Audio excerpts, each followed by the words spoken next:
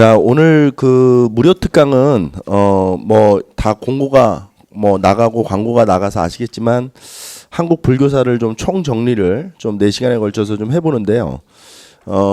그 우리 수험생들이 다 아시겠지만 이 한국 불교사가 뭐 직렬에 상관없이 그냥 이 신문항 중에서 뭐 죽어도 한 문제 나오는 문제 중에 하나죠. 그러니까 지금 오늘 4시간을 좀 무료 특강이라고 해서 뭐 저 선생 수업 스타일이 어떤지 좀 확인해 보자 뭐 이런 취지로 들으시면 안 되고 실제로 여러분들이 시험에 도움을 좀 받을 수 있도록 좀 밀도 있는 수업이 진행될 수 있도록 좀 노력을 하겠습니다. 그러니까 실제 시험에서 좀 도움이 될 수 있도록 그래서 뭐 무료 특강이라고 해서 그냥 뭐 뭔가 이렇게 좀 쇼맨십 위주의 뭐 이렇게 나를 알리는 그런 수업이 아니고 좀 실제로 실전에 좀 도움이 될 수 있는 그런 수업이 좀 진행될 수 있도록 하겠습니다. 그 제 수업은 일단 뭐 프린트를 좀 준비를 해서 좀 나눠드릴까도 했는데요.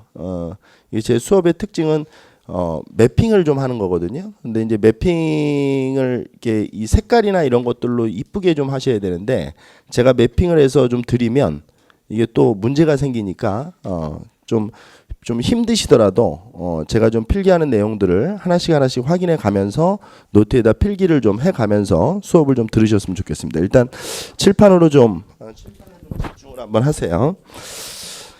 자, 일단 그 제목을 한국 불교사라고 좀 한번 써 보십시오.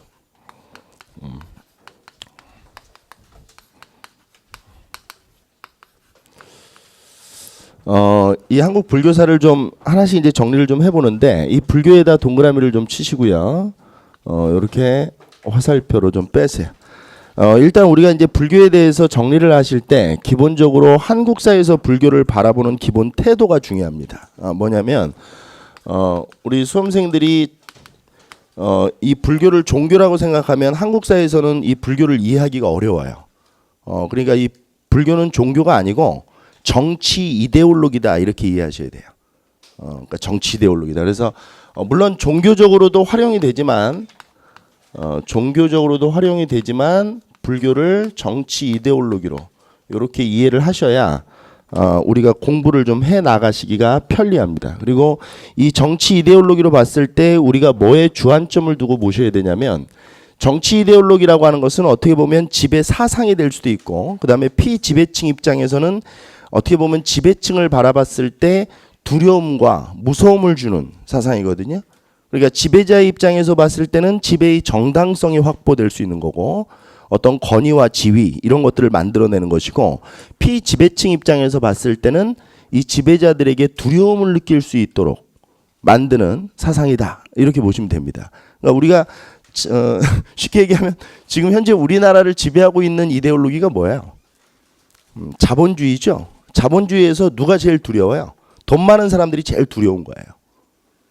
그렇죠? 우리가 돈 많은 사람들 보면 이렇게 쫄잖아요. 그렇죠? 그게 뭐 그렇게 이해하시면 되는 겁니다. 그래서 실질적으로 공부를 하실 때는 이게 정치적 역학관계, 그러니까 힘의 관계와 역학관계의 망으로 관계망으로 이 불교를 좀 바라볼 필요가 있다. 일단 이런 태도가 먼저 갖고 이 불교를 좀 출발을 해야 우리가 불교가 어떻게 진행되는지를 이해할 수 있어요. 자, 일단 첫 번째로 불교의 수용 부분을 좀 보는데요. 이 불교의 수용 부분을 좀 보면 불교의 특징은 그냥 바로 잡을 수 있어요. 우리가 이제 시험 문제 나오는 것들만 빨리 정리를 좀 해볼게요. 고구려, 백제, 신라 각각 3국에서 이게 불교가 이제 수용이 되는데 이 고구려 같은 경우는 이제 불교가 372년에 수용이 돼요. 그러니까 이제 연도수를 외울 필요는 없고요. 정근대사에서 372년에 수용이 됐다는 것은 이제 4세기 한 중엽에서 후반으로 넘어가는 그 사이에서 불교가 수용되는데 공이 이 불교 수용 과정에서 있었던 일이 다 왕권이 강화된다는 겁니다. 그러니까 이제 이게 뭔지는 대충 이제 감이 잡히시죠. 그렇죠? 이게 우연의 일치가 아니다. 그러니까 불교가 수용되는 것은 결국 왕권의 어떤 강화, 그다음에 왕의 지위 확보, 지배의 정당성 확보 뭐 이런 거와 밀접한 정치적 역학관계의 망을 가지고 있다라고 하는 거예요. 그래서 일단 정리를 좀 한번 해보면요. 고구려 같은 경우는 우리가 왕을 좀 외우셔야 되는데 소수림왕 때 이 불교가 수용이 됩니다. 그리고 수용을 한 나라는 이게 중국 남북조 시대였는데 중국의 북조 국가가 이제 전진이라는 국가가 있어요. 이 전진의 전진이라는 국가에 순도라는 사람에 의해서 불교가 수용된다. 뭐 요거는 상식적으로 좀 기억을 좀 하시면 될 것 같고요. 그다음에 백제 같은 경우는 이제 침류왕 때 세기로 이 연도로 얘기하면 이제 384년인데 다시 한번 얘기하지만 연도수를 외우려고는 하지 마세요. 뭐 372, 384 막 이걸 외우시는데 이거 외우는 뭐 전혀 의미가 없습니다. 그러니까 비슷한 시기인데 약간 누가 빨랐다 정도만 기억하시면 돼요. 고구려가 조금 빠르죠. 한 10여 년 정도 좀 빠르다 이렇게 보시면 됩니다. 그래서 이거는 이제 동진이라는 나라입니다. 이 동진이라는 나라는 중국 남조 국가인데 이 동진이라는 나라에서 마라난타라는 사람에 의해서 불교가 수용이 돼요. 이거는 이제 단순한 암기들이기 때문에 여러분들이 좀 정리를 좀 해두실 필요가 있습니다. 그 다음에 신라 같은 경우는 이제 두 개로 좀 나누어지는데요. 두 개로 나누어집니다. 일단 신라 같은 경우는 불교가 수용되는 시기와 불교가 공인되는 시기가 좀 다르죠. 근데 이제 여기서 우리가 조심하셔야 될 거는 신라에서는 왜 불교 수용이 그러니까 불교가 공인되는 게 늦었느냐? 고구려 백제에 비해서 신라 같은 경우는 귀족 세력의 힘이 강해요. 근데 이제 이 귀족들도 아메바가 아니니까. 이게 불교가 딱 공인이 되면 왕권이 강화된다는 걸 알거든요. 그러니까 이게 귀족들의 반발이 만만치가 않았던 거예요. 그래서 이제 신라 같은 경우는 들어오고 나서 좀 한참 시간이 걸리는 겁니다. 그러니까 고구려 백제보다는 귀족들의 파워가 굉장히 강력했던 나라거든요. 그래서 좀 시간이 걸린다 이렇게 보시면 되고요. 신라 같은 경우는 눌지 마리간 때 불교가 수용이 돼요. 눌지 마리간 때 수용이 됩니다. 그리고 이 신라 같은 경우는 고구려에서 수용이 돼요. 고구려의 무쿠자라고 하는 사람에 의해서 불교가 수용이 됩니다. 그리고 이제 이게 이제 중요하죠. 버프왕 때 불교가 공인이 돼요. 그래서 정리를 좀 해주면 이거는 이제 수용이라고 보시면 되고요. 불교를 가지고 온 것이고 이거는 이제 불교가 국가에서 공인된 것이다. 이렇게 보시면 되는데 버프왕 때 같은 경우는 우리가 이제 구분을 좀 해야 될 게 2차돈의 순교와 관련해서 그리고 또 시험 문제에서는 2차돈의 순교비 뭐 이런 것도 잘 나옵니다. 그러니까 2차돈의 순교와 관련해서 우리가 이걸 이해하시면 돼요. 2차돈의 순교 이렇게 써놓으시면 됩니다. 자, 그러면 기본적으로 좀 정리를 좀 한번 해볼게요. 이 불교 수용에서 우리가 이제 기억해야 될 거는 이런 이제 밑에 있는 단순한 암기 사항도 있는데 중요한 거는 이제 불교가 수용되면서 결국 하고자 했던 게 뭐냐면 왕권을 강화시키는 거죠.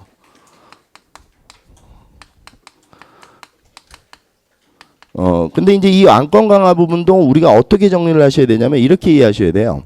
자, 고구려, 백제, 신라 같은 경우는 이제 정치 형태로 봐도 중앙집권 국가가 형성되거든요. 근데 이제 그 전에 철기시대 국가까지만 해도 연맹왕국이라고 하는 국가 시스템을 갖고 있어요. 근데 연맹왕국일 때는 말 그대로 뭐 작은 이렇게 부족 국가들이 산재해서 결국 뭐 왕이 존재는 하지만 결국 작은 부족 국가들이 산재를 해서 말 그대로 연맹체를 맺어서 살고 있었던 시기거든요. 근데 그럴 때는 이제 무슨 특징이 있냐면 각 부족들별로 종교가 있어요. 그러니까 예를 들어서 뭐 토테미즘이라고 해서 뭐 어떤 부족은 뭐 지렁이를 숭배한다. 뭐 예를 드는 거예요. 그런 부족은 없었지만. 그래서 토템이라고 하는 것은 자신의 부족의 기원이 어떤 특정 동식물에게 있다라고 믿는 건데 뭐 지렁이를 숭배한 또 이쪽 부족은 예를 들어서 뭐 원숭이를 숭배한다. 이쪽 부족은 예를 들어서 뭐 곰을 숭배한다. 이쪽은 호랑이를 숭배한다. 뭐 이렇게 이제 각각 다르니까 실질적으로 중앙집권 국가를 만들기 위해서는 어떻게 보면 사상의 통일이 필요하거든요. 그러니까 우리가 지금 이렇게 이해하시면 돼요. 대한민국 2014년에 대한민국을 통합할 수 있는 사상이 뭐냐? 그게 정치적으로는 민주주의와 경제적으로는 자본주의예요. 그러니까 그 동일한 체제를 만들어내지 않으면 대한민국에서 살아가는 사람들이 굉장히 힘들죠. 그러니까 대한민국 내부에서 어떤 사람은 나는 자본주의가 싫어. 나는 공산주의 하고 싶어. 이러면 대한민국에서 못 사는 거예요. 나는 민주주의는 싫어. 나는 뭐 강력한 리더십이 있는 독재가 더 좋아. 그러면 대한민국 자체에서 못 사는 거니까 실질적으로 잘 생각해 보면 연맹왕국이 중앙집권 국가 체제로 넘어가면서 어떻게 보면 나눠져 있던 소부족, 쉽게 얘기하면 이제 군장 국가들을 하나로 통합하는 과정에서는 사상적 통합이 필요하다는 거예요. 그러니까 이 사상이 통합되지 않고는 국가를 끌어갈 수가 없어요. 지금 얘기했던 것처럼. 그래서 이 정책 노선이나 모든 국가의 방향성을 정하는 데 있어서는 사상이 굉장히 중요한 겁니다. 지금 방금 전에 그 얘기를 기억하시면 돼요. 그러니까 대한민국에서 사는 사람이 자본주의 체제를 받아들이지 않고는 살 수가 없는 거 아니에요. 그러니까 그런 시스템을 만들어야 된다는 거예요. 중앙집권 국가 하에서는. 그러다 보니까 이 왕권을 강화시키기 위해서 가장 필연적으로 일어나는 게 사상의 통합이라고 하는 거죠.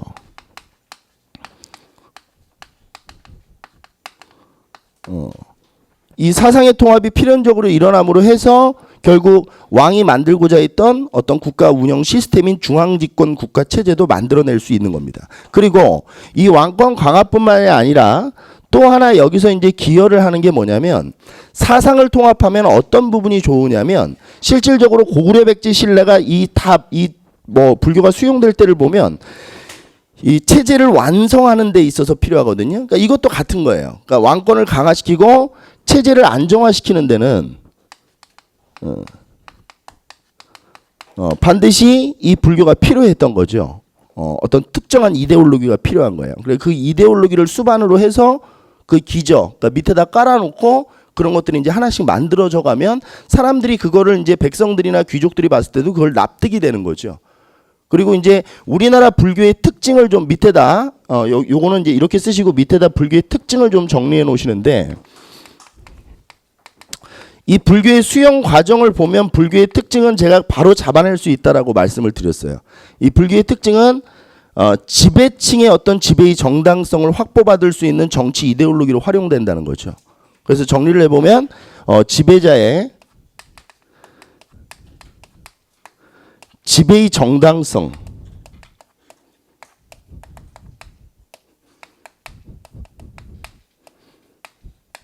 확보받을 수 있도록 해준 정치 이념이다. 이렇게 이해하시면 돼요. 여기서 이제 우리가 하나 정리를 하셔야 될 게 요게 이제 어떻게 지배의 정당성을 우리가 불교를 통해서 확보받을 수 있냐면 바로 불교 이론에서 가장 강력한 이론인 업설이라고 하는 거예요. 이걸 이제 윤회 사상이라고도 부르는데 우리 업설이라고 하는 것은 우리 성인분들이니까 다 들어봤죠. 불교에서는 전생에 나쁜 짓을 하면 이생에서는 막 이상한 걸로 태어나요. 그렇죠? 그러니까 지금 현생에서 그럼 나쁜 짓을 하면 어떻게 돼요? 후생에서 아주 더러운 걸로 태어나는 거죠. 그러니까 지금 여러분들 입장에서 봤을 때 현생에서 내가 남들을 괴롭히고 남의 돈을 뺏고 그다음에 뭔가 이렇게 남을 힘들게 하고 심리적으로 이런 사람들은 잘 살더라도 현생에선 잘 살더라도 후생에서 바퀴벌레로 태어나서 막 고생을 받고 이게 업설이에요. 그러니까 불교의 이제 가장 기본적인 이론인데 근데 업설이라고 하는 것을 놓고 봤을 때 당연히 이게 이제 확보될 수 있는 거죠. 왜냐하면 왕으로 태어난 사람은 그럼 전생에서 얼마나 좋은 일을 했겠어요. 그잖아요? 그러니까 결국 현생에는 부처가 있을 수가 없어요. 부처는 보통 불교 이론에서 보면 열반을 하거나 해탈을 해서 부처가 되는 거니까 그러면 현생에서 부처를 대신할 수 있는 지위는 왕이에요. 왕. 그러니까 전생에서 가장 좋은 일을 했기 때문에 왕으로 태어난 거 아니겠습니까? 그럼 이제 이것이 누구와 타협을 일으키겠어요? 귀족들과도 타협을 할 수 있는 어떤 이제 이게 고리가 만들어지는 거예요. 뭐냐면 귀족도 만만치 않잖아요. 그렇죠? 그러니까 업설을 통해서 불교가 수용되는 데 있어서 왕이 불교를 가져오긴 하지만 귀족들과의 타협을 통해서 불교가 우리나라에 들어오거든요. 그러니까 귀족이 반발을 하면 불교는 들어오기가 어려워요. 근데 귀족들도 여기에 왜 찬성을 해줬느냐? 결국 귀족들도 가만히 생각해 보니까 자신의 지위도 확보받을 수 있는 거죠. 어차피. 그래서 정리를 해보면 이 업설이라고 하는 걸 통해서 왕과 귀족들의 권위와 지위 이런 것들이 확보를 받을 수 있고 결국 이 과정에서 왕과 귀족은 적절한 정치적 타협이 있었다는 겁니다. 이 불교를 수용하는 데 있어서. 그래서 여기서 발생되는 정치적 타협이 결국 우리나라 불교 특징인 뭐를 만들어내냐면 이 왕의 입장에서 보면 이 불교를 이제 수용해서 뭐를 만드는 거냐면 그 유명한 왕즉불이라고 하는 사상을 만드는 거예요. 왕이 곧 부처가 될 수 있는 거죠. 그래서 다시 한번 얘기하지만 부처는 현생할 수가 없어요. 죽고 나서 부처가 되는 건데 그럼 부처를 대신할 수 있는 현생 인물이 필요하다는 얘기예요. 이걸 이제 왕이 대신할 수 있는 거죠. 그래서 이걸 이제 왕즉불이라고 하는 이론을 만들어내고 그 다음에 이 귀족들조차도 이걸 수용하면서 결국 우리나라 불교는 귀족을 중심으로 발전하는 귀족 불교의 특징을 갖게 되는 겁니다. 이게 이제 우리나라 한국 불교의 특징이죠. 자, 그러면 여기서 이 수반에서 지금 업설에서 뽑아 나오셔야 되니까 다른 이론은 알 필요 없어요. 나중에 공부하다 뭐 미륵신앙 이런 것들은 지엽적인 것들이니까 그런 건 암기하셔서 그냥 가시면 되고 기본적으로 불교가 수용되는 과정에서 불교가 만들어지는 특징들을 우리가 업설을 가지고 잡으셔야 된다는 게 중요해요. 그러면 이 왕즉불과 관련된 것들이 밑에다 좀 필기를 좀 하나 하셔야 되는데 구체적인 사항들을 좀 필기를 하셔야 돼요. 왕즉불 이게 뭐냐? 첫 번째 여기다 쓰셔야 됩니다. 제가 공간이 없어서 위로 올릴게요. 불교식 왕명이 나타난다는 거죠. 불교식 왕명이 나타납니다. 이 불교식 왕명을 최초로 사용한 왕이 누구예요? 바로 신라의 법풍화입니다. 이 법풍이라고 하는 것은 우리 수험생들이 공부하면서 율령을 반포해서 법풍 이러는 거구나 이러면 안 돼요. 법풍은 율령 반포와 전혀 관련이 없어요. 이거는 불교식 왕명입니다. 그래서 최초로 사용한 불교식 왕명은 법풍이다. 이렇게 보시고요. 그러니까 결국 이게 만들어내는 거죠. 왕즉불이라고 하는 것은. 그 다음에 두 번째 정리를 좀 하실 때 필요한 게 뭐냐면 자 얼굴 좀 봅니다. 우리 진평왕, 진흥왕 이제 이런 사람들, 진흥왕, 진평왕 뭐 이런 사람들이 이제 어떤 이론들을 만들어내냐면 이제 진흥왕서부터 보면요. 이건 이제 좀 지엽적인 거예요. 진흥왕은 본인을 전륜성왕이라고 불러요. 전륜성왕은 붓다를 다른 말로 부르는 거예요. 붓다, 부처를. 그러니까 위대한 자, 깨달은 자, 이거를 전륜이라고 부르는 겁니다. 그러니까 결국 왕즉불이죠, 이게. 그러니까 왕이 곧 전륜성왕이 되면 왕이 곧 부처가 되는 거예요. 위대한 자가 되는 거니까 이 전륜성왕이라고 하는 표현도 쓰게 되고 그 다음에 진평왕 때가 되면 우리 공무원 시험에서는 이런 게 중요하죠. 지엽적. 요즘에 뭐 굉장히 출제가 지엽적으로 되고 있기 때문에 진평왕 때는 진종설이라는 것을 만들어요. 진종설은 뭐냐면 자신이 석가라는 거예요. 그러니까 이게 뿌리가 내가 석가다. 그래서 진평왕의 아버지를 백정이라고 보고 진평왕의 어머니를 석가의 어머니인 마야 뭐 이렇게 부르기 시작해요. 그러니까 진평왕의 어머니를 마야라고 부른 이유는 그럼 본인이 바로 석가가 되는 거죠. 그러니까 이런 걸 진종설이라고 하는데 진종설이라고 하는 것은 내가 결국은 어떻게 보면 뿌리가 진짜 뿌리가 어디에 있다? 결국 석가의 가문에 석가 가문의 뿌리를 신라의 왕이 두고 있다라고 하는 거예요. 신라의 왕의 어떤 그 족속적 뿌리는 결국 석가의 그 뿌리를 두고 있다라고 하는 것이 진종설이거든요. 그래서 이런 진종설 이런 것들이 결국 왕즉불로 활용이 되는 겁니다. 그래서 제가 이거는 나중에 또 통일신라 시대 가면 이게 좀 굉장히 구체화돼요. 또 이거는 다 지금 신라가 통일하기 전이잖아요. 그럼 이런 것들은 이제 이 왕즉불이라는 이론이 신라가 통일되고 나면 점점 발전하는 거예요.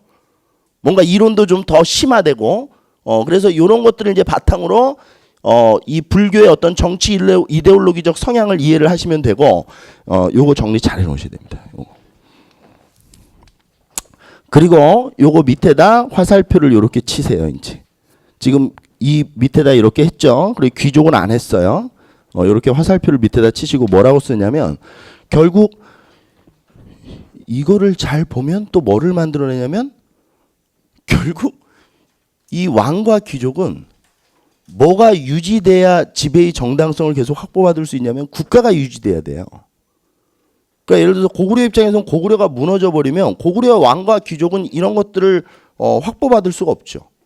그럼 자연스럽게 우리나라 불교는 국가를 보호하는 호국불교적 성격이 나타나는 거예요. 이건 어쩔 수 없는 상황인 거죠. 그래서 업설에서 왕직부를 잡고 귀족불교의 중심을 잡으면 이후에 호국불교의 특징으로 우리나라 불교의 특징이 귀결되는 것은 너무 당연한 흐름이다. 이렇게 보시면 됩니다. 그래서 시험 문제에서는 이 호국불교와 관련된 것들도 시험 문제에 많이 물어보는 거예요. 우리나라 불교의 특징인 이 호국불교의 특징이 구체화돼서 어떻게 나타나느냐 이렇게 보는 거죠. 일단 요거를 좀 정리를 좀 해보면 첫 번째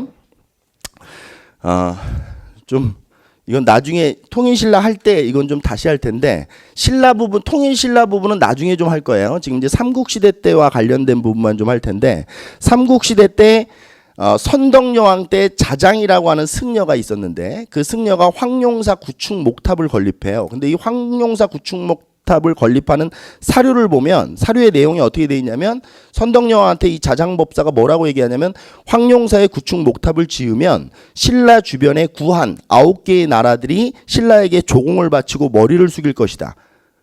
그러니까 이제 이 국가를 어떻게 보면 강력한 국가로 만들고 주변 국들을 누르고 뭐 이런 데 활용할 수 있도록 탑을 건립하는 거니까 선덕여왕 때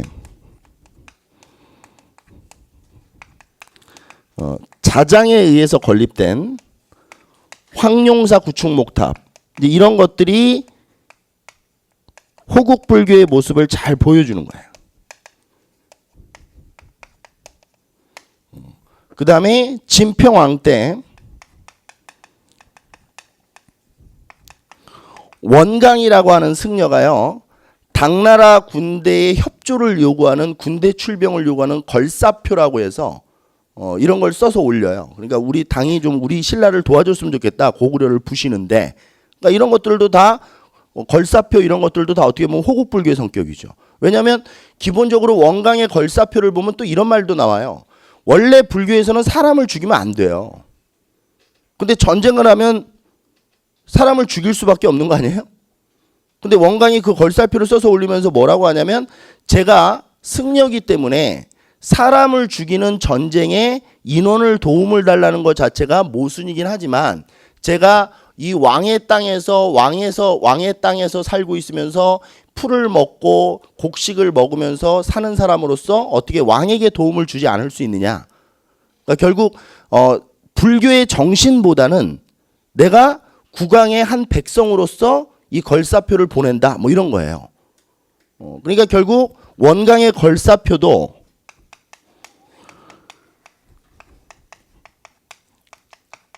이 호국불교의 성격이 강력하게 들어있는 것이다. 이렇게 보시면 돼요. 지금 여기까지는 삼국시대를 중심으로 알아보고 있는 겁니다. 물론 이제 통일신라 가면 바로 이제 이따가 얘기해준 막 불국토의 이상국가 실현 막 이런 것들이 이제 구체화되기 시작하면서 이런 것들은 다 호국불교예요. 그러니까 불국토라고 하는 건 뭐냐면 결국 부처가 지배하는 땅을 불국토라고 하거든요. 그러면 신라가 불국토가 돼버리면 자연스럽게 신라 왕은 부처가 되는 거 아니에요. 그러니까 막 절 이름을 불국사 막 이렇게 짓는 거예요. 그다음에 석굴암 본존불. 여러분들 이런 얘기 들어보셨어요? 우리 불상은요 보통 이름을 만들 때 어떻게 만드냐면 이 불상이 절에 있으면 절 이름이 먼저 나와요. 그다음에 재료가 나와요. 이 불상의 재료가 뭐냐 만든 재료가. 그다음에 부처 이름이 그다음에 나와요. 그다음에 자세가 나오거든요. 그래서 이걸 연결하면 뭐가 되냐면 불상의 이름이 돼요. 그러니까 예를 들어 볼게요. 고구려 같은 경우도 관촉사, 석조, 미륵보살, 입상 뭐 이렇게 되는 거예요. 금동미륵보살 방가사유상 같은 경우는 절에서 나온 게 아니에요. 그러니까 절이 없죠. 그러니까 금동이라고 하는 건 청동으로 이렇게 만들어서 금을 입힌 거죠. 금동, 미륵보살, 반가사유상. 반가사유상은 다리 꼬고 있는 게 반가상이에요. 사유상은 이렇게 하면 사유상이죠. 생각하고 있는 거니까. 그러니까 불상의 이름에는 실질적으로 부처 이름이 들어가는데 문제는 뭐냐면 석굴암 본존불 이러잖아요. 이 본존은 부처가 아니에요. 본존이라는 부처가 어디 있어요? 부처는 미륵, 마에, 열에 뭐 이런 게 부처예요. 석가. 근데 본존이라고 하는 것은 부처가 아니에요. 그럼 석굴암 본존불의 본존은 뭐를 상징하는 거예요? 그건 왕을 상징한 거예요. 왕. 그러니까 석굴암 본존불 그 석실 안에 있는 그 불상은 부처가 아니에요. 그냥 신라 왕을 형상화 시켜놓은 거예요. 그러니까 우리나라 불상 중에서 가장 아름다운 불상이 뭐냐? 이러면 숨도 안 쉬고 석굴암 본존불이라고 해야 되는 거예요. 그거는 그냥 부처를 형상화 시켜놓은 게 아니고 왕을 형상화 시켜놓은 거니까 얼마나 아름답게 만들었겠습니까? 그러니까 막 인체 비례가 정확하고 이 둥근 석실에서 보면 뭐 이쪽 좌우층 대칭이 1mm도 오차가 없고 지금의 기술로도 만들기가 어렵다며요. 그래서 막 해가 뜨면 여기서 막 반사돼서 막 동해로 뻗쳐 나가고, 이 신라라는 국호의 뜻이 원래 사방을 망라한다 이런 뜻이거든요. 그러니까 결국 이 국왕이 곧 신라고, 이 본존 자체가 결국 국왕을 얘기하는 거고 이 사람이 신라를 얘기하는 거예요. 그러니까 이런 것들이 다 이제 통일신라 시대 가면 구체화되면서 이제 형상화되기 시작해요. 그러니까 삼국시대 때 초반에는 이런 것들로 호국불교의 모습을 보였다면 신라가 통일되고 나서는 보다 구체화되고 보다 세밀하게 다듬어지면서 정치 이데올로기로 활용되기 시작하는 겁니다. 그러니까 처음에는 좀 뭔가 이렇게 좀 거칠고 좀 들었을 때 이해가 안 되고 하는 것들이 있어요. 사실 이런 것들은. 근데 이제 신라가 통일되고 나서는 이것을 다듬어지고 또 이것을 다듬는데 결정적인 영향을 해준 승려 세 분이 이제 등장을 해요. 원유, 의상, 원측 이런 사람들이 이제 등장을 하면서 신라 불교가 아주 매끄럽게 다듬어지기 시작합니다.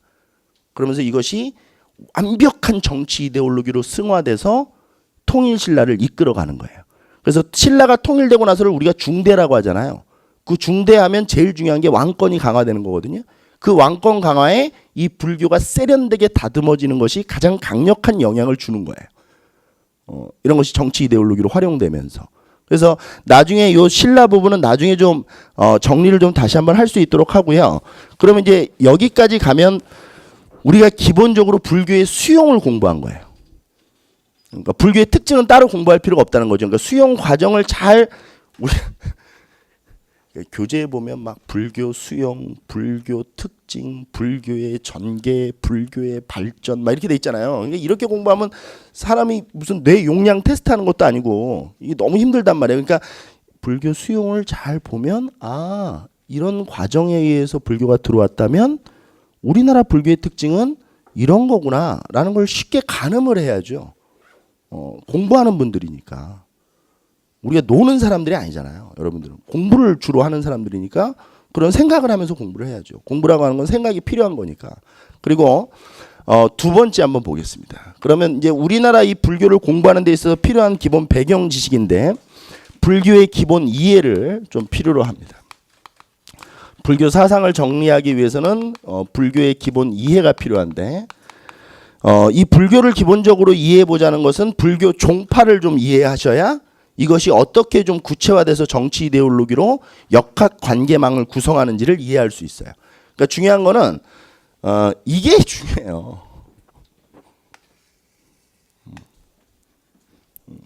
불교사의 핵심은 이거예요. 그러니까 승려들 이름 외우는 게 아니에요. 그러니까 예를 들어 의상이 나왔다. 그럼 그 의상이 주장한 사상을 다 공부를 했어요. 예를 들어서.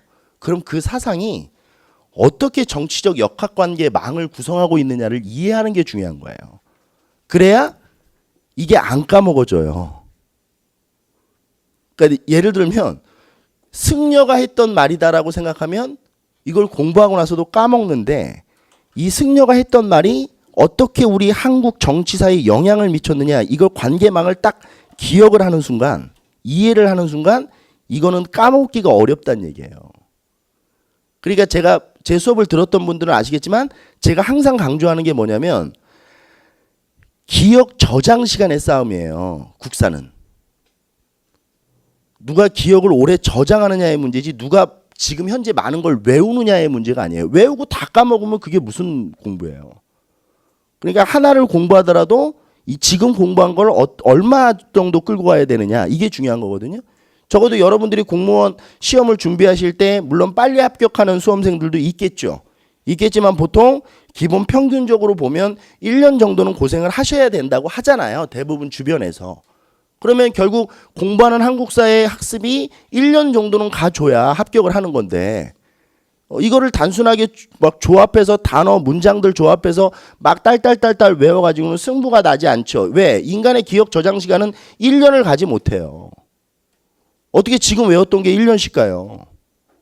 그런 사람은 없어요. 우리 영어 단어 암기해 보시면 알잖아요. 오늘 100단어 외우면 다음날 한 2, 30단어밖에 생각이 안 나는 거예요. 스펠링이. 그럼 너무 자연스러운 거예요. 그거는. 나는 멍청한가? 그럼 아니 그럼 다 멍청해요. 그러니까 다 공평한 거예요. 어차피 다 까먹어요. 그러니까 본인만 까먹는 거라고 생각하시면 안 된다는 거죠. 그러면 이 불교의 기본 이해는 뭐 때문에 하는 거냐? 결국 정치적 역학관계의 망을 이해하기 위해서는 불교의 종파 이해가 필요해요. 그러면 하나씩 하나씩 보겠습니다. 불교의 이제 기본 원리를 좀 볼게요. 자, 보통 사람이 있다라고 봅시다. 모든 사람이라고 해도 되고 보통 사람이라고 해도 돼요. 그러니까 이 태어나는 인간들은 이 불교에서는 다 불성을 소유하고 있어요. 뭐를 소유하고 있다? 불성을 소유하고 있어요. 그러니까 불성을 소유하고 있다는 것은 누구나 부처가 될 수 있다는 얘기예요. 그러니까 여기 계신 모든 수험생들은 다 부처가 될 수 있어요. 이게 또 이 서양과의 종교를 바라보는 동양인의 차이예요. 그러니까 서양인들은 대부분 종교라고 하면 절대 신을 어떻게 하는 거예요? 믿는 거죠. 숭배하고. 근데 우리 동양 사람들은 신을 믿고 숭배하는 존재가 아니에요. 본인이 신이 되고자 하는 거지. 그러니까 매우 적극적이죠. 그러니까 동양 사람들이. 그러니까 유교에서 이상적인 인간상 군자 이런 거 아니에요? 그럼 열심히 공부해서 군자가 본인이 되고자 하는 거예요. 도교? 본인이 열심히 해서 지인, 선인, 천인 이런 신선들 이런 게 되고자 하는 게 도교예요. 그러니까 불교도 본인이 부처가 되는 게 최종 목적이라는 거죠. 부처를 잘 받드는 게 불교가 아니에요. 결국 수행을 해서 나도 저 사람처럼 되고 싶다예요. 그러니까 이게 굉장히 중요하죠. 이게 이런 것들이 동양적 사고를 형성시키는 거예요. 그래서 모든 역사학자들이나 미래학자들이 21세기 후반이 넘어가면 세계의 패권은 아시아로 넘어올 것이다라고 하는 이론은 근거가 있는 얘기예요. 그러니까 실질적으로 동양인들이 서양인보다 못한 건 뭐냐면 과학기술이거든요. 이 과학에 대한 이해가 빨리 일어나지를 못했어요. 왜냐하면 동양 사람들은 기본에 눈으로 보이는 현상보다는 눈으로 보이지 않는 것에 대한 세계에 관심을 갖고 있던 사람들이 동양 사람들이거든요. 근데 과학은 현상적인 거잖아요. 근데 이 현상적인 것은 반대로 얘기하면 눈으로 보이는 거니까 배울 수 있어요. 금방 배울 수 있단 말이에요. 그러니까 지금 현재 우리나라 보면 수학, 과학, 영어 이런 거 열심히 영어야 뭐 어학이니까 빼더라도 이런 걸 배우면 금방 서양 사람들을 추월할 수 있죠. 근데 서양 사람들은 동양 걸 절대 못 배워요. 이게 중요한 거예요. 이건 눈으로 안 보이거든요. 도교 이런 걸 어떻게 이해하겠어요, 걔네들이. 도교 이론 들어보셨어요? 무의자연 뭐 이런 거? 그건 걔네들이 이론적으로 공부해도 납득이 안 가요. 장자의 호전몽이라는 꿈 기억하고 있나요? 장자가 잠을 자는데 나비가 돼서 훨훨 날아다녔다. 눈을 떴더니 장자가 이런 생각을 했다고 그러죠. 내가 나비가 돼서 훨훨 날아다닌 건지 내가 원래 나비였는데 장자의 꿈을 꾸고 있는 건지 나비와 나를 구별할 수 없다. 이런 거는 이해를 못하는 거예요. 서양 사람들이. 눈으로 보이는 거에만 관심을 갖고 있는 사람들이니까. 그러니까 이게 종교적인 것도 사실 되게 중요하죠. 매우 동양 사람들이 적극적이에요. 사실은 이 종교 분야만 보더라도. 그래서 결국 이 사람들이 열심히 수행을 해요. 열심히 수행을 하는 겁니다. 이제 이 수행은 이따가 얘기를 좀 해드릴게요. 그리고 결국 궁극적 목적은 부처가 되는 거예요. 이 부처를 깨달은 자라고 합니다. 그러니까 결국 불교에서는 이 깨달은 자가 되는 게 목표죠. 이게 되는 게 목표예요. 이제 부처가 되는 거죠. 그리고 이 중간 과정에 있는 사람들을 뭐라고 하냐면 위로는 기존에 부처가 됐던 사람들이 했던 말과 행동을 잘 배우는 거예요. 이건 이제 뭐를 통해서 배우는 거냐면 경전을 통해서 보통 배우죠. 이거를 보리라고 해요. 그러니까 부처님의 말과 행동을 잘 배우는 것. 그리고 부처님을 잘 이해하는 것. 이걸 보리라고 하고 밑으로는 중생을 구제하는 것. 이걸 살타라고 해요. 불교 용어예요. 그래서 이걸 합치면 보리 살타가 돼요. 그럼 이게 어디서 많이 들어본 말이죠. 이게 이제 보살이 되는 거예요.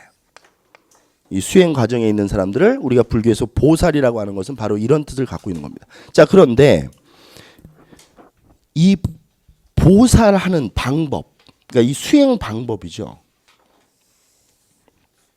이 수행 방법이 한두 개가 아니란 얘기예요. 매우 다양하다는 거죠. 결국 이거를 방법의 다양성으로 우리 공부하시는 수험생들이 이해하시면 돼요. 매우 다양하다. 이 방법의 다양성 때문에 불교에서는 종파가 만들어지는 거예요. 그러니까 교종이다, 선종이다 라고 하는 것은 뭐의 차이가 있는 거예요? 수행 방법의 차이구나 이렇게 생각하시면 돼요. 수행 방법의 차이. 근데 얼굴 좀 봅시다. 더 중요한 건 수행 방법을 외우는 게 중요한 게 아니고요. 이 수행 방법 때문에 어떠한 정치적 역학관계가 만들어지느냐가 중요하다는 얘기예요. 이것 때문에 이제 종파가 성립되는 겁니다. 자, 그러면 이 종파에다 동그라미를 좀 이렇게 치세요. 요걸 치고 요걸 화살표로 밑으로 뺍니다. 자, 이제 불교 종파가 뭔지 정리를 좀 할게요. 밑에다. 우리가 이제 흔히 공부할 때 교종, 선종 이렇게 나눠서 이제 공부를 합니다. 우리가 이제 물론 우리나라에 들어온 불교는 대승불교라고 해서 소승불교는 우리나라에는 없어요. 그러니까 이제 동남아시아 쪽으로 인도에서 전파된 불교가 소승불교고 우리나라는 다 대승불교, 큰 술의 불교입니다. 이 승자가 술의 승자인데 그래서 이 대승불교에는 교종과 선종이라고 하는 이 두 개의 불교 종파가 있어요. 그래서 교종에다도 박스를 쳐놓으시고 선종에다도 박스를 쳐놓으셔야 돼요. 다시 한번 얘기하지만 지금 수행 방법을 이해하시면 안 되고요. 이제 사고력을 좀 측정해 볼 거예요. 제가 이따가 물어볼 거예요. 표정 어둡게 띄고 있는 분들한테. 이 교종과 선종을 공부하고 나서 이것이 정치적 역학관계의 망으로 어떻게 이해돼야 되는지를 제가 물어볼 거예요. 한번 보겠습니다. 교종은 이건 다른 말로 유식학 이렇게도 불러요. 이 교종을 사료에서 보면 이걸 유식학 이렇게도 불러요. 그리고 이 선종불교는 중관학 이렇게도 부릅니다. 이건 이따가 이제 이해할 수 있습니다. 이 유식학을 보면 또 막 공무원 교재들 보면 막 유식학 막 엄청 길게 써놔요. 그러지 말고 이 유자가 오직 유자예요. 오직. 그러니까 우리 유일신 하면 오직 하나의 신 뭐 이러잖아요. 또 제 수업 들었던 수험생들은 유물사관 이러면 오직 물질로서 역사를 바라봐라. 한자 뜻이 이렇게 돼요. 그럼 유식학 이러면 오직 식으로만 하는 거예요. 그러니까 이 식이 뭐냐면 바로 지식할 때 그 식자예요. 그러니까 오직 지식으로만 수행을 하는 겁니다. 오직 지식으로만. 그러니까 머리로만 하는 거예요. 머리로만. 공부를 하는 거죠. 쉽게 얘기하면. 지식이라고 하는 건 공부니까. 중관학이라고 하는 것은 가부좌를 틀고 앉아서 멍 때리고 있는 거예요. 한자로. 가부좌를 틀고 앉아서 막. 이게 중관입니다. 중관. 그러니까 이거는 참선과 관련되어 있는 거예요. 그래서 정리를 해보면 이 교종은 어떻게 부처가 되고자 하는 거냐? 경전을 연구해서 부처가 되고자 하는 거예요. 그리고 경전이라고 하는 것이 결국 불교의 지식을 만들어내는 거니까. 근데 여기서 이제 경전 연구를 통해서 부처가 되자는 거에서 우리가 기억해야 될 게 뭐냐면 경전을 연구하자고 하는 것은 결국 이 경전은 기존에 부처가 됐던 사람들의 말과 행동을 적어 놓은 거거든요. 그러면 이 교종불교의 원리를 잘 보면 기존에 부처가 됐던 사람들의 행동과 말을 그대로 따라하자 이거죠. 이게 중요해요. 이게.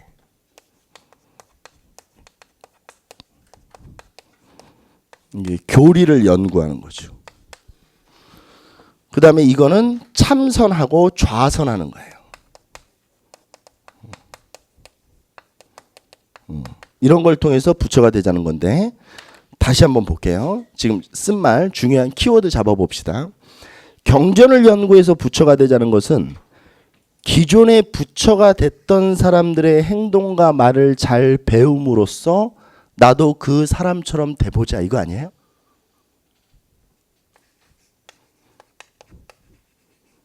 이게 핵심 교리예요. 그대로 따라하자.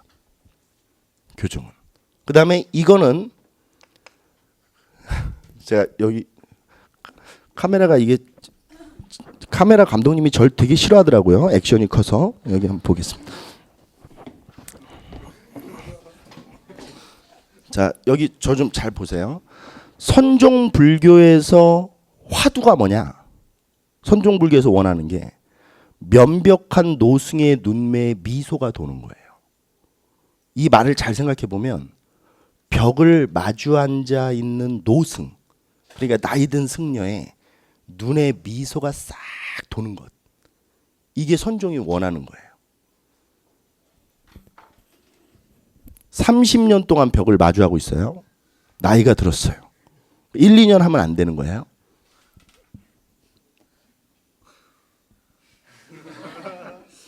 이걸 원하는 거거든요. 이걸. 근데 결국 이거는 수험생들이 볼 때는 별게 아닌 것 같아도 실제로 30년 동안 면벽을 하면 제 생각에는 뭔가 좀 이게 깨우침이 있을 거는 같아요. 정말 그렇지 않아요? 30년 동안 생각만 하는 거예요. 인간은 왜 사는가? 나는 누구인가? 이러면 뭔가 강렬한 깨달음이 있지 않겠어요? 제가 볼 때는 이쪽이 부처가 되는 방법이 더 빨라요. 이건 제 개인적인 사견이에요. 그래서 우리나라 불교는 미리 말씀드리지만 이쪽 불교가 더 강해요. 선정 불교가. 제가 보더라도 이게 더 합당한 것 같아요. 공부를 열심히 한다고 자기가 부처가 돼요? 그러지 않아요. 부처라고 하는 것은 깨달은 자잖아요. 아는 자가 아니잖아요. 깨달음은 안다고 해서 생기는 게 아니거든요. 공부를 많이 한다고 해서 깨닫는 게 아니에요. 공부를 많이 해서 깨달을 것 같으면 검사나 변호사나 판사님이나 뭐 의사님들 중에 나쁜 사람이 없어야죠. 그분들이 우리나라에서 공부 제일 많이 하신 분들인데. 근데 보면 그렇죠? 뭐 이게 나쁜 짓 많이 하시잖아요. 그렇죠? 몇 분들은 그런 거거든요. 그러면 여기 한번 보겠습니다. 이거는 뭐냐면 기존에 있던 불처가 됐던 사람들의 말과 행동이 중요한 게 아니고 본인이 진리를 탐색하고 모색하는 거예요. 진리란 무엇인가? 결국 이 진리란 무엇인가에는 가장 철학적인 근본 개념인 나는 누구인가가 들어있는 거예요. 우리 인간은 가장 근본적인 진리가 이거거든요. 나는 누구인가? 나는 무엇 때문에 사는가? 나는 무엇을 위해 사는가? 이게 본인에게 던지는 질문이어야 돼요. 이게 나중에 고려시대 가면 진울대 간화선이라고 하는 이 불교의 이론으로 만들어져요. 그러니까 화두를 정해놓고 자기가 거기에 되게 질문을 던지면서 그 문제를 풀어가면서 수행을 하는 거예요. 그게 관화선이에요. 근데 이거는 불교 이론이 아니고 제가 여러분들한테 인생을 사는 데 있어서 항상 강조하는 것 중에 하나가 대답을 하지 말고 질문하는 인간이 되라 이거예요. 이게 인문학적 삶을 사는 가장 기본이에요.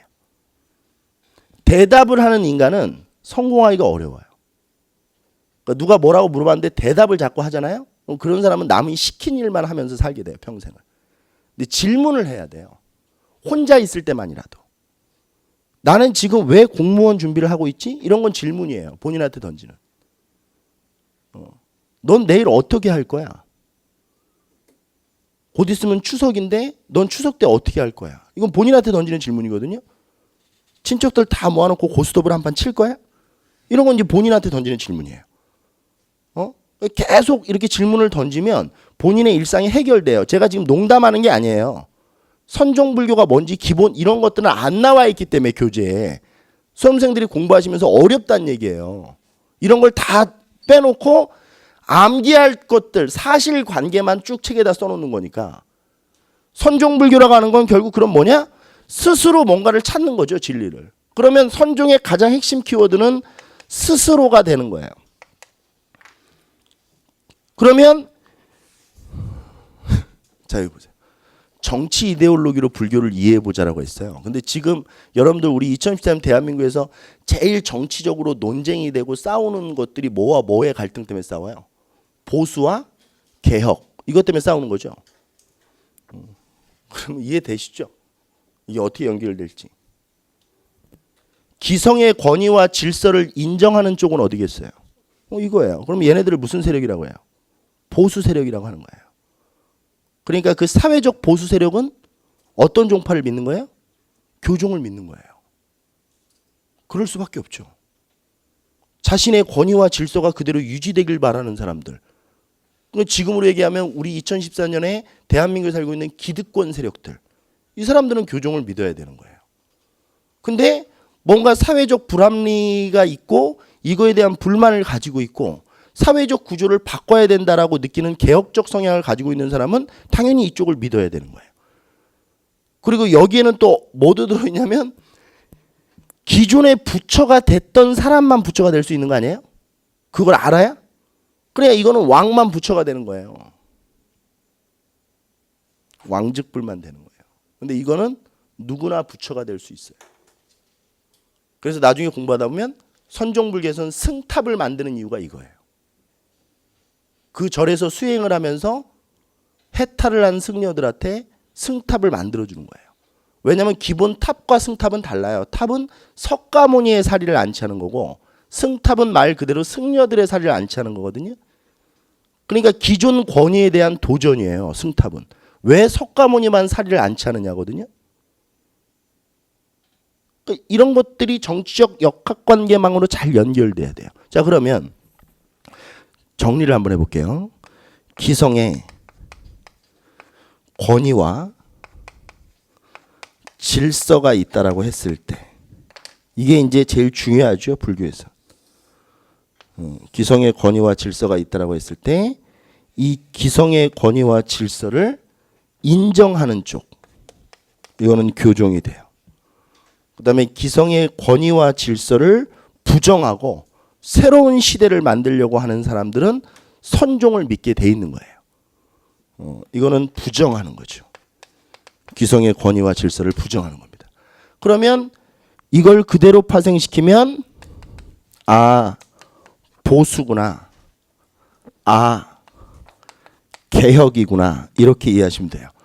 이거를 이제 조명을 해서 나중에 고려 불교사까지 뭐까지 끌고 가셔야 되냐면, 자, 얼굴 좀 한번 봐주세요. 뭐까지 끌고 가셔야 되냐면, 얼굴 좀 잠깐 봐주세요. 다시 한번 볼게요. 체제가 안정돼 있다는 얘기는 기득권 세력의 힘이 강하다는 얘기예요. 알겠습니까? 지금 우리나라는 체제가 안정돼 있어요? 체제가 불안정해요? 체제가 불안정하죠, 지금 현재 우리 대한민국은. 그럼 왜 그러냐면 기득권 세력들이 안정감이 없다는 얘기예요. 그러니까 뭔가 개혁 세력의 힘들이 강해지고 있으면 사회가 불안정해지는 거예요. 이해됩니까? 무슨 얘기지? 그러면 우리가 이제 역사를 공부할 때 정치 관계망으로 연결하면 우리가 시대를 공부하다 보면 이 체제는 굉장히 안정되어 있는 시기가 있고 어떤 시기는 불안정한 시기가 있잖아요. 그럼 이건 공식이에요. 안정되어 있으면 교종불교가 융성하는 거고 불안정하면 선종불교가 융성하고 있는 거예요. 신라 중대가 안정적이에요? 하대가 안정적이에요? 그럼 신라 중대 때는 당연히 교종이 융성하는 거고 신라 하대 때는 선종이 융성하는 거예요. 이게 고려시대로 넘어가면 고려시대 때 가장 불안정했던 시기가 언제인지 알아요? 무신집권기 때예요. 그때는 당연히 선종불교가 유행을 하는 거예요. 반대로 얘기하면 선종불교가 유행을 하고 있기 때문에 사회가 불안정한 거예요. 그러면 이제 불교를 공부할 때 시험 문제에 제일 많이 나오는 게 뭐냐면 교종과 선종을 하나로 만들려는 게 제일 많이 나오지 않아요? 그럼 이거 지금으로 얘기하면 뭐예요? 보수와 개혁 세력을 통합하는 거죠. 그죠? 지금 그냥 여러분들 이해하기 쉽게 얘기하면 새누리당과 새정치민주연합이 하나가 될 수 있도록 하는 것. 이건 굉장히 중요한 과제죠. 이게 결국 사회 통합일 테니까. 그러니까 맨날 의천, 진울 이런 애들이 시험 문제 나올 수밖에 없는 거예요. 교종과 선종을 하나로 만들려고 노력했던 사람들. 그러니까 보수가 개혁을 끌어안으려고 했느냐, 개혁 세력이 보수를 끌어안으려고 했느냐의 차이만 있을 뿐, 실질적으로 개혁 세력들이 보수를 끌어안든 보수 세력이 개혁을 끌어안든 그거는 사회 통합적인 부분에서 매우 의미가 있고, 결국 이것은 궁극적으로는 정치적 혼란을 수습하기 위한 방안이었다, 이렇게 이해하셔야 돼요. 그러니까 불교를 종교로 이해하면 이런 것들이 눈에 보이지가 않기 시작하면 그냥 드립다 외우기 시작하는 거예요. 근데 이거를 정치적 역학관계망으로 탁 고리를 연결을 탁 시켜놓고 이제 공부하다 보면 의천 이런 사람들 공부하다 보면 재밌다니까요. 아, 이래서 이 사람이 이런 주장을 하는구나를 알고 보면. 근데 우리는 왜 이 사람이 이런 주장을 하는지 모르고 보니까 외워야 되니까 어렵다는 얘기예요. 그렇게 다시 한번 얘기하지만 그렇게 외운 거는 기억 저장 시간이 아무리 길어봤자 길어질 수가 없다. 앞 글자를 따서 외우는 거는 이해를 수반하지 않고 암기를 효율적으로 하는 것이지 절대로 이해를 수반으로 한 한국사 수업을 이길 수가 없다. 앞 글자 따서 외우는 수업은 절대로 기본적인 골격을 이해하고 구조적인 이해를 바탕으로 해서 한국사를 공부하는 수험생들을 그 앞 글자 따서 외우는 분들은 절대 이길 수가 없다는 거예요. 사고력 자체도 문제가 생기고. 자, 여기 한번 보겠습니다. 마지막인데요. 그러면 이 교종과 선종을 밑에다 이렇게 좀 펼쳐볼게요. 다시 이 보수와 개혁으로 놓고 볼게요. 그러면 보수라고 하는 사람들은 결국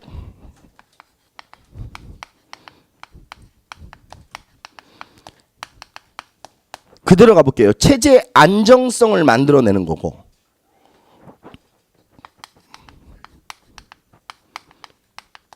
개혁 세력들은 체제를 불안정하게 한다. 근데 이 체제를 불안정하게 한다는 거는 나쁜 거라고만 볼 수 없죠. 왜냐하면 이 체제가 잘못되어 있는 체제라면 바꿔야 되는 거 아니에요? 그렇죠? 체제가 분명히 잘못되어 있다는 것을 누구나 다 아는데도 그냥 이 체제를 유지한다는 거는 더 나쁜 거죠. 그러니까 결국 이 체제 불안정이라고 하는 것을 부정적인 요소로만 보지 말라는 거예요. 무슨 얘기 이해됩니까? 그러니까 현재 제가 얘기했죠. 현재 대한민국 체제가 불안정하다라고 하는 것은 반대로 얘기하면 개혁의 몸부림이 수반되어 있기 때문에 그런 거예요. 개혁을 하고자 하는 사람이 없으면 체제가 안정돼 있죠. 그러니까 우리가 현대사 공부하면 유신헌법 이럴 땐 체제가 안정된 거예요. 개기는 사람이 개기면 죽는데 어떻게 개겨요? 그냥 안정돼 있는 거예요. 그래서 그게 무서운 거예요. 그러니까 이거는 긍정적인 이 긍정성의 부분을 부각시켜서 우리 불교사를 이해하셔야 돼요. 그러니까 체제가 불안정해 있다는 것이 꼭 나쁜 것이 아니다. 물론 기득권 세력의 입장에서 보면 나쁘겠지만, 그 시대의 지배층의 입장에서 보면 나쁘겠지만, 백성들의 눈높이로 보면 오히려 체제의 불안정성이 있는 게 더 좋은 일일 수도 있는 거예요. 응? 자, 여기 좀 봅시다. 지금 이제 불교, 그러니까 수학으로 얘기하면요, 구구단을 지금 가르쳐 드린 거예요. 그러니까 이 불교의 이게 말 그대로 수학의 구구단이에요. 그러니까 이제 이거를 딱 외우고 나서 공부를 딱 이해를 하시고 나서 이제 하나씩 이론이 들어가는 거예요. 근데 그 이론이 이제 들어가면서 실질적으로 어려워지죠. 그렇죠? 이제 2 곱하기 3만 나오는 게 아니고 12 곱하기 14 뭐 이런 것도 나올 테니까 구구단에는. 그러면 이제 우리가 그걸 구구단을 가지고 이해해야 되듯이 이걸 가지고 이제 파생시켜서 이해를 하시는 거예요. 근데 이거를 대부분의 수험생들이 이런 개념을 정립을 안 해놓고 불교사를 탁 들어가니까 계속 승려들 이름 외우다가 날 새는 거예요. 끝도 없죠. 뭐 삼론종은 뭐야? 맨날 물어보는 게 관음신앙은 뭐예요? 법화신앙은 뭐예요? 율종은 뭐예요? 계율종은 뭐예요? 열반종은 뭐예요? 법상종은 뭐예요? 안 할래요? 막 이렇게 되는 거예요. 그러니까 이건 나오면 틀릴래요? 막 이렇게 되거든요. 나중에 하다가 지치니까 본인이 뭔지도 모르겠고. 이제 이걸 적용하는 연습을 잠깐 쉬었다가 한번 해보겠습니다.